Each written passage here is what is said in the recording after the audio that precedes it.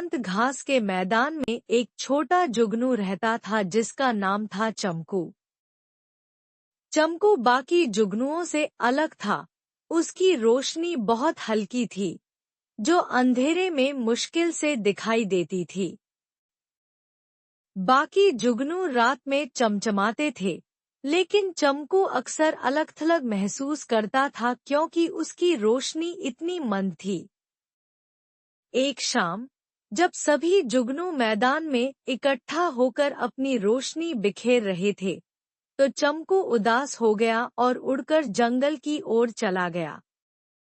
वहां उसकी मुलाकात एक बूढ़े उल्लू से हुई, जिसका नाम था ओलिवर।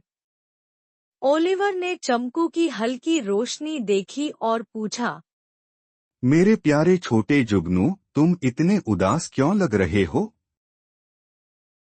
चमकू ने आह भरते हुए कहा, मेरी रोशनी बहुत कमजोर है। मैं दूसरों की तरह चमक नहीं सकता, मुझे बेकार महसूस होता है।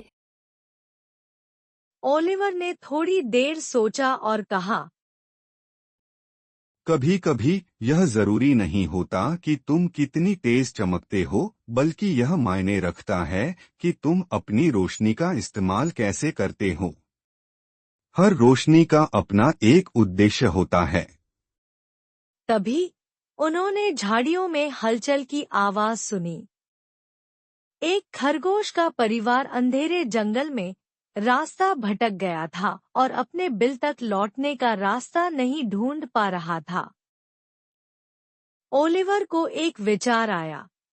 चमकू, क्या तुम इन खरगोशों को उनके घर का रास्ता दिखाने में मदद करोगे? तुम्हारी रोशनी की उनको जरूरत है। चमकू थोड़ा झिझका, लेकिन मदद करने के लिए तैयार हो गया। हाँ, मैं उनकी मदद करने की पूरी कोशिश करूँगा। वह खरगोशों के पास गया और उन्हें अंधेरे जंगल से बाहर ले जाने लगा। उसकी हल्की, स्थिर रोशनी ने खरगोशों को रास्ता दिखाने में मदद की और शिकारी जानवरों का ध्यान भी आकर्षित नहीं किया। धीरे धीरे और सावधानी से चमकू ने खरगोशों को उनके बिल तक पहुंचा दिया। खरगोशों का परिवार बहुत आभारी था और चमकू का धन्यवाद किया। चमकू ने महसूस किया कि भले ही उसकी रोशनी सबसे तेज न हो, फिर भी वह किसी के जीवन में बदलाव ला सकती है। जब चमकू वापस मैदान में लौटा, तो वह गर्व और खुशी महसूस कर रहा था।